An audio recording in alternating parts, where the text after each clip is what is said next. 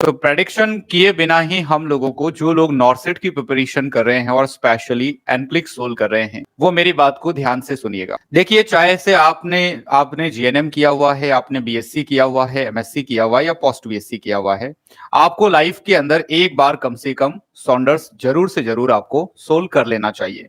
क्योंकि जितना मेरा अनुभव है उसके अकॉर्डिंग मैं यही जानता हूं और यही आपको कहना चाहूंगा दोस्तों, कि कोई भी कॉम्पिटिटिव एग्जाम की प्रिपरेशन करने वाले हर एक स्टूडेंट को कम से कम एक बार पूरी सॉन्डर्स सोल्व कर लेना चाहिए। और यदि अगर कम से कम एक बार भी आपने पूरा सॉन्डर्स अच्छे से सोल्व कर लिया, सीख लिया, तो आपके लिए हर एग्जाम बहुत आसान हो जाएगा। केवल मैं नॉर्सेट की बात नहीं कर रहा हूं, केवल नॉर्सेट नहीं, हर एग्जाम आपके लिए काफी इजी होने वाला है। तो मैं, जितने भी स्टूडेंट्स मुझे सुनते हैं और जानते हैं, मैं उन सबको यह बात कहना चाहता हूं कि कैसे भी करके और कुछ भी करके कम से कम एक बार पूरी सॉन्डर्स को जरूर निकाल लें, आप सोल्व कर लें। आप उससे आपके अंदर के जो स्किल्स हैं, जो आपके अंदर का एक फोबिया है, जो नॉलेज की डेफिशिएंसी है, वो सब दूर हो जाएगा। मतलब आप लोग कोचिंग्स करते हैं अच्छी बात है, कोचिंग करें। कोचिंग करने के बाद हमारा सबसे मेन एम होना चाहिए सॉन्डर्स सोल्व करना। अंडरस्टैंड, सबसे पहली गाइड होनी चाहिए कोचिंग। जैसे वैसे तो मैं तो ये कहता हूं कि जो फर्स्ट ईयर से बच्चे बीएससी नर्सिंग के अंदर, जीएनएम के अंदर एडमिशन लेते हैं ना, तब से ही उनको अपने कॉलेज टीचर्स से ये कह देना चाहिए कि सर हमें अभी से ही सॉन्डर्स सोल्व करना सिखा दो। तो कॉलेज स्तर से ही सॉन्डर्स हमें शुरू कर देना चाहिए, फर्स्ट ईयर सेकेंड ईयर से ही। अगर कोई क्वेश्चन नहीं आता है आपको, तो आप अपने कॉलेज के टीचर के पास उस क्वेश्चन को ले जाइए, उससे पूछिएगा कि ये कैसे सोल्व होता है सर, ये आंसर कैसे आता है। जो कंसर्न टीचर, हर कॉलेज के अंदर खूब स्टाफ होते हैं, 10-15 टीचर होते हैं, आप उन टीचर्स से उन क्वेश्चंस को डिस्कस करके अपनी नॉलेज को शुरू कर सकते हो। तो जितने भी मेरे वुगलियंस हैं, उन सबको मैं ये मैसेज देना चाहता हूं कि वो अपने से छोटे सारे स्टूडेंट्स को रिकमेंड करें कि आप फर्स्ट ईयर सेकेंड ईयर से ही सॉन्डर्स पे काम करना शुरू कर दीजिएगा। दूसरी बात मेरे दोस्तों, आपको कहा जा रहा है कि आप कॉम्पिटिटिव में पहुंच चुके हो, यानी आप अपना नर्सिंग का जो कोर्स है वो कंप्लीट कर चुके हो। तो नर्सिंग का कोर्स कंप्लीट करने के बाद सबसे ज्यादा प्रोबेबिलिटी वाली रिस्पॉन्सिबिलिटी आपकी होनी चाहिए। सबसे प्रोबेबल प्रायोरिटी में आपको सबसे पहले सॉन्डर्स को सोल्व करना है।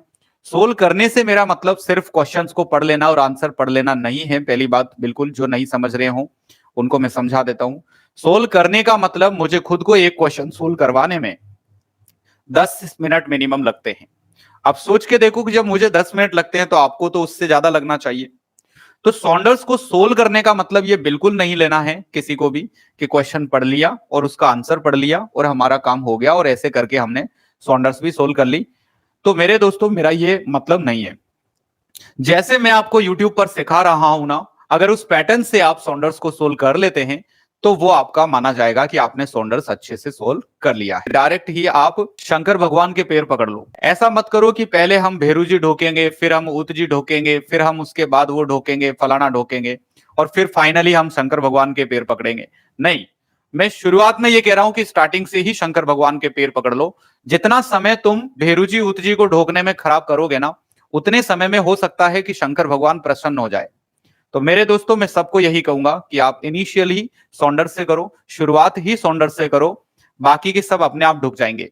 समझ में आया बात? जो व्यक्ति अपनी शुरुआत सॉन्डर्स से कर देता है, वो बाकी के अपने आप, बाकी देवता अपने आप प्रसन्न हो जाएंगे। यदि अगर आपने महाशक्ति को ही प्रसन्न कर लिया, तो आपके बाकी के देवता अपने आप ही प्रसन्न हो जाएंगे। ये एक बहुत ही इंपॉर्टेंट गाइडेंस है जो आज नर्सिंग के हर एक स्टूडेंट को रिक्वायरमेंट है। इसलिए मैंने आपका थोड़ा समय लिया और आपको बताना उचित समझा कि आप इस तरह से अगर अपनी प्लानिंग को करते हैं, आप एक गुरु के कहे हुए इंस्ट्रक्शंस को मान करके और अगर आप चलते हैं, तो आई थिंक कि जो काम बहुत कठिन लग रहा है वो काम काफी आसान हो जाएगा। टारगेट पीआर जिसने किया हुआ है वो सॉन्डर्स नहीं कर सकता, लेकिन जिसने सॉन्डर्स किया हुआ है वो टारगेट पीआर को चुटकियों में कर सकता है।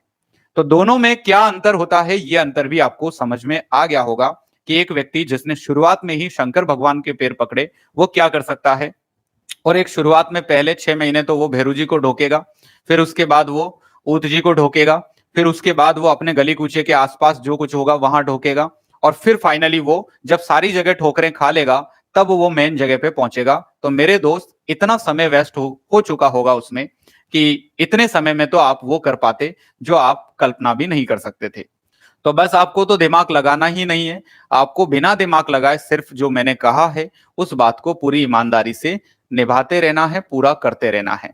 फिर अपने आप आपका उद्धार होना शुरू हो जाएगा, आपके अंदर एक सेल्फ कॉन्फिडेंस बिल्डअप। अच्छा, जो लोग करीब 10-15 दिन या 1 महीने से क्लासेस ले रहे होंगे, उनके नॉलेज में भी परिवर्तन आया होगा। एक तो नॉलेज वो था जब आप गूगली में नहीं आए थे, और एक नॉलेज आपका जब गूगली में आपने 5-10 क्लासेस अटेंड कर ली, उसके बाद होगा।